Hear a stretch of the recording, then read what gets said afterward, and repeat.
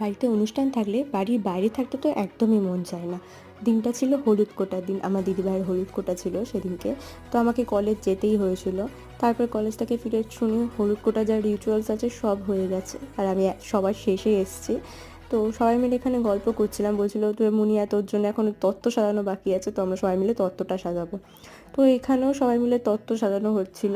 এবার দেখতেই পাচ্ছ খুব মজা করে আমরা তত্ত্ব সাজিয়েছি, কিন্তু আমি এখানে কোনো কাজেই লাগিনি। এখানে সবাই গল্প করে করে তত্ত্ব সাজাচ্ছিল, আর আমি বসে গেছিলাম আমার কলেজের হোমওয়ার্ক করতে। আর বিয়েতে এরকমভাবে হোমওয়ার্ক করা বা এক্সাম থাকলে খুবই কষ্ট হয়।